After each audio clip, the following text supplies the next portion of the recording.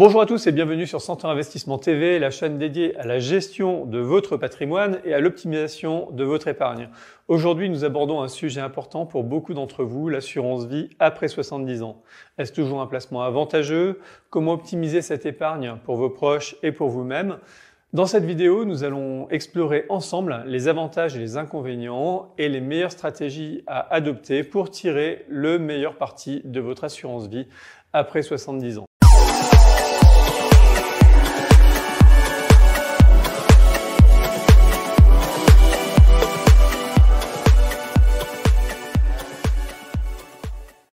Alors, tout d'abord, évoquons la fiscalité qui est moins attractive dans le cadre de l'assurance vie après 70 ans. L'assurance vie est souvent considérée comme un outil puissant de transmission patrimoniale. En effet, elle permet d'échapper en partie aux droits de succession dans certaines conditions, quel que soit le ou les bénéficiaires nommés dans le contrat. Cependant, passé 70 ans, la fiscalité de l'assurance vie devient moins favorable. Pour les sommes investies avant cet âge, chaque bénéficiaire peut recevoir jusqu'à 152 500 € en franchise d'impôt.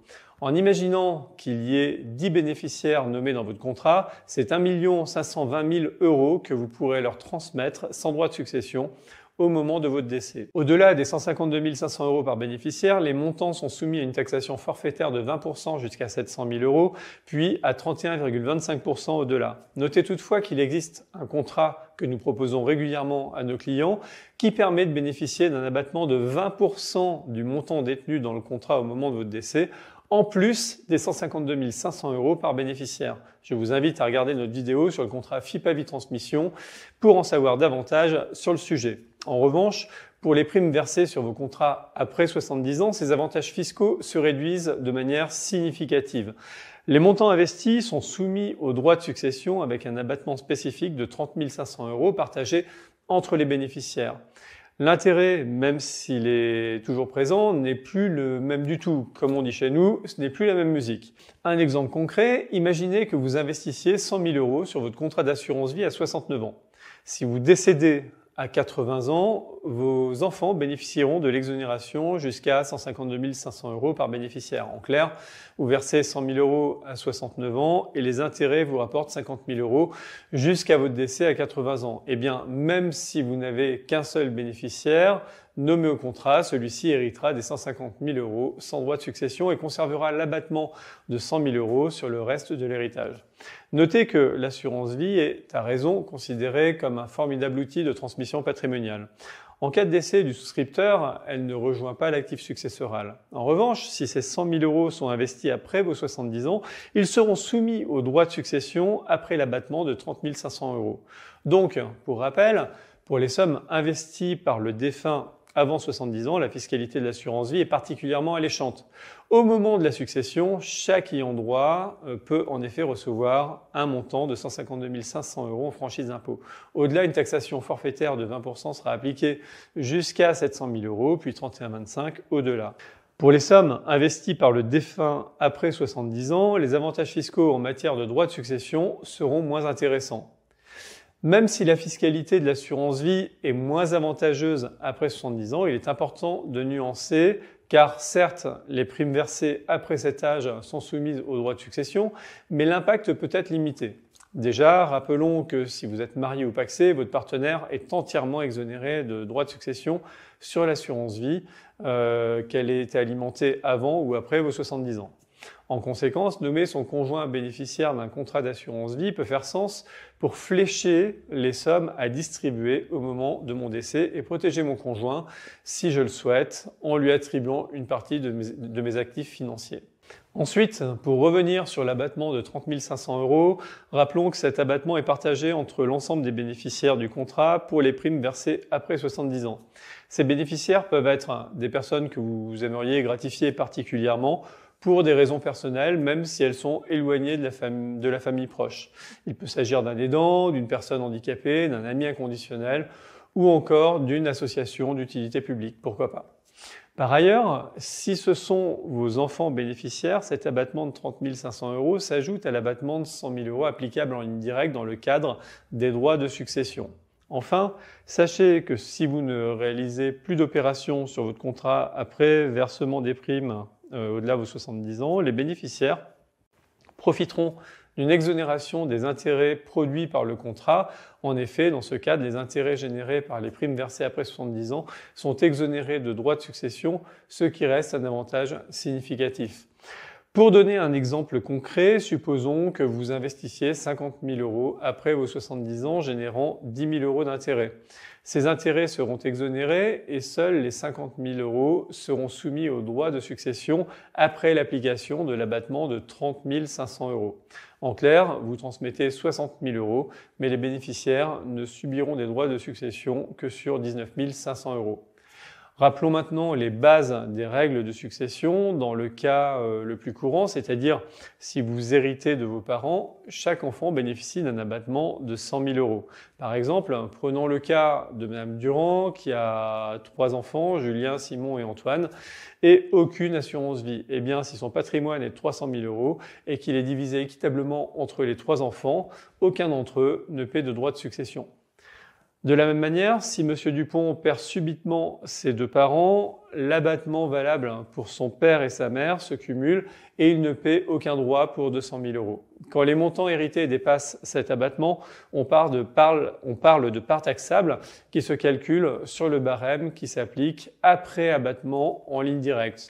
Donc, au-delà des abattements jusqu'à 8 072 €, le taux d'imposition sera de 5%. Puis, de 8 073 € à 12 109 €, le taux sera de 10%. De 12 110 € à 15 932 €, le taux sera de 15%.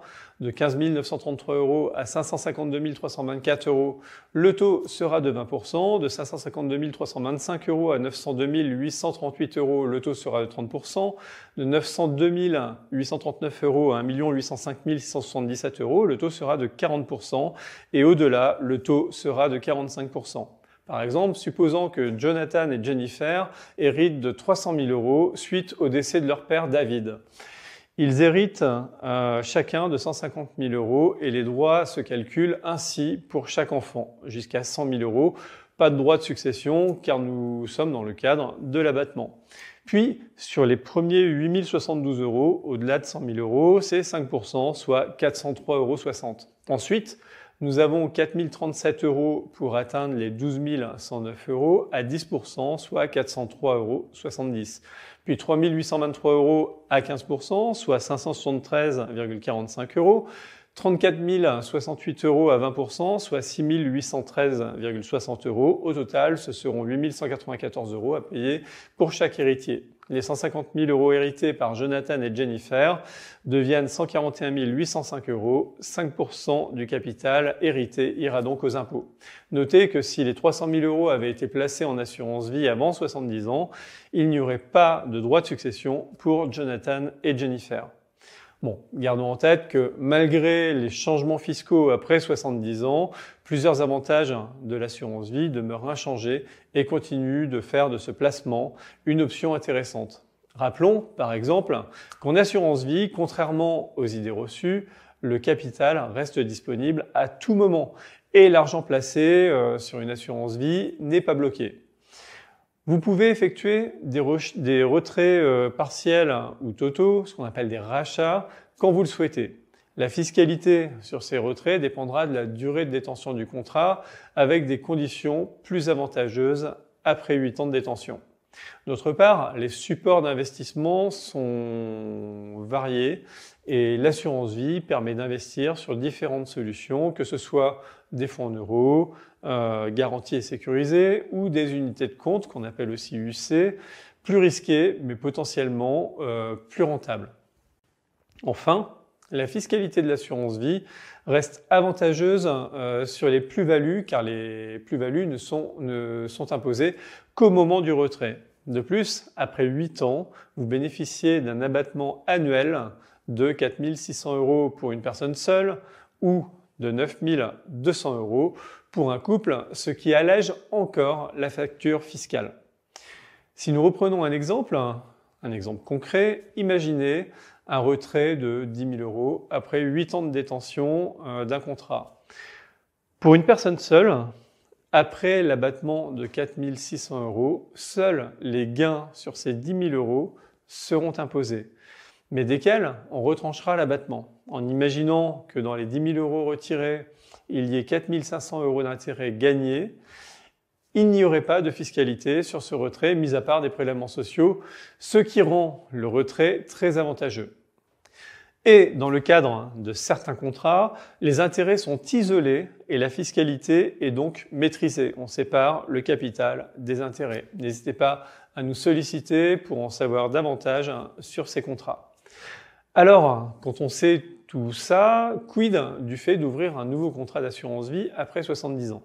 Eh bien, vous l'aurez compris, il est tout à fait possible et parfois même conseillé d'ouvrir un nouveau contrat d'assurance vie après 70 ans. Et voici quelques critères à prendre en compte pour faire le meilleur choix. Tout d'abord, attention par exemple aux options du contrat. C'est important car elles peuvent varier considérablement et certaines peuvent être coûteuses. Et notez qu'il est préférable d'opter pour un contrat individuel plutôt que pour un contrat collectif comme le proposent généralement les banques. En effet, le contrat collectif peut voir ses conditions générales changer à tout moment sur la simple volonté de l'assureur. Le souscripteur, le détenteur du contrat, ne sera donc pas consulté. Ce ne sera pas le cas d'un contrat individuel car les conditions générales dans ce cadre sont gravées dans le marbre et ne changeront jamais. Chez Centaure Investissement, nous ne proposons que des contrats d'assurance vie individuels. Par ailleurs, optez pour un contrat qui propose une grande variété de supports d'investissement de qualité avec de l'immobilier, des fonds obligataires, du private equity au marché primaire, du private equity au marché secondaire, de la tech, des fonds thématiques, des zones géographiques différentes, etc., etc. Choisissez des unités de compte pour des rendements potentiels plus élevés que les rendements des fonds en euros en fonction de votre appétence au risque et de votre horizon de placement. Soyez également vigilant sur la flexibilité du contrat, vérifiez la possibilité d'effectuer des retraits ou des rachats partiels ou totaux sans pénalité, ainsi que les options de réallocation des fonds entre les différents supports d'investissement qu'on appelle des arbitrages. Par exemple, en ouvrant un contrat avec des fonds euros à faible rendement mais sécurisés, vous assurez la préservation de votre capital tout en gardant la possibilité de diversifier plus tard sur des unités de compte si le marché est favorable. Enfin, peut-être vous demanderez-vous ce qu'il en est de l'assurance vie luxembourgeoise dans tout ça, car l'assurance vie luxembourgeoise est très plébiscitée actuellement. En effet, un autre aspect à considérer est l'ouverture après 70 ans d'un contrat d'assurance vie au Luxembourg, connu pour ses avantages uniques. Les contrats d'assurance vie de droit luxembourgeois sont particulièrement prisés pour leur sécurité accrue grâce à un régime de protection des investisseurs qui surpasse largement celui de la France.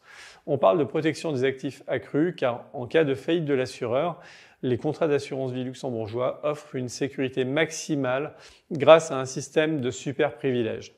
Je vous invite à regarder mes vidéos sur le sujet, vous trouverez tous les détails des contrats luxembourgeois. Il est vrai que ces contrats d'assurance vie de droit luxembourgeois sont de plus en plus prisés du fait des incertitudes politiques et économiques actuelles et des craintes liées à la dette.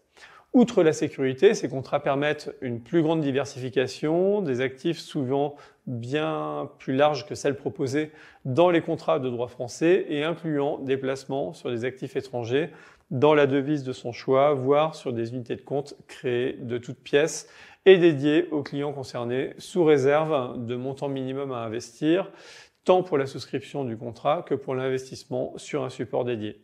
Là encore, je vous invite à visionner notre vidéo sur les fonds structurés dédiés pour bien comprendre de quoi je parle.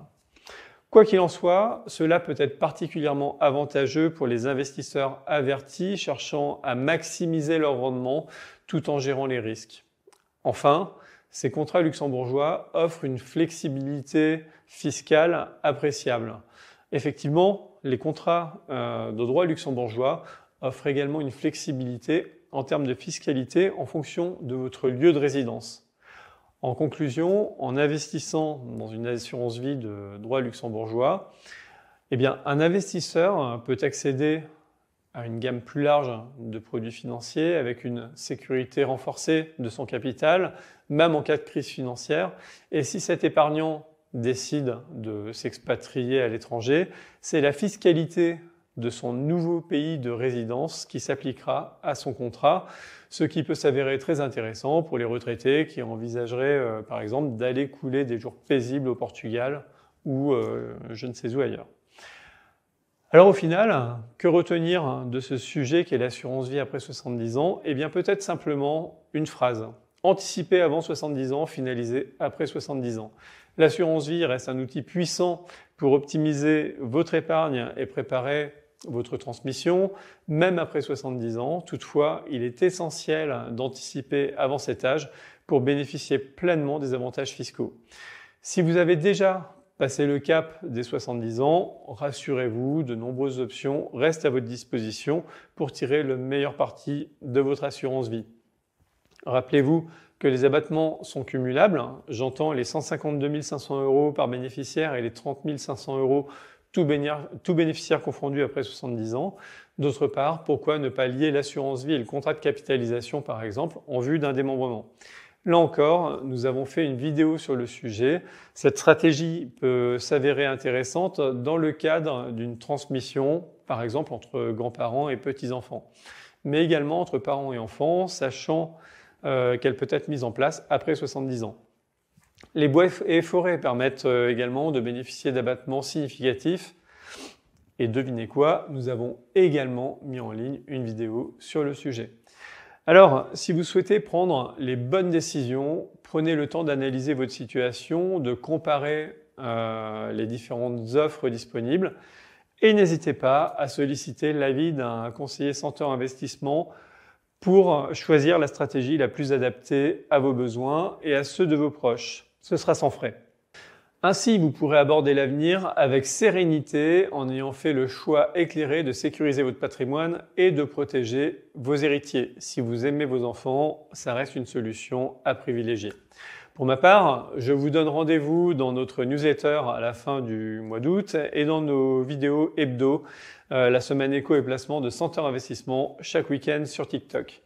Merci d'avoir suivi cette vidéo sur Center Investissement TV. Je vous remercie de votre fidélité.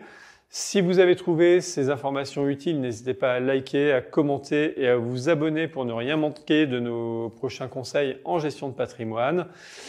Je vous dis à très bientôt pour de nouvelles vidéos. Au revoir les amis, ciao ciao.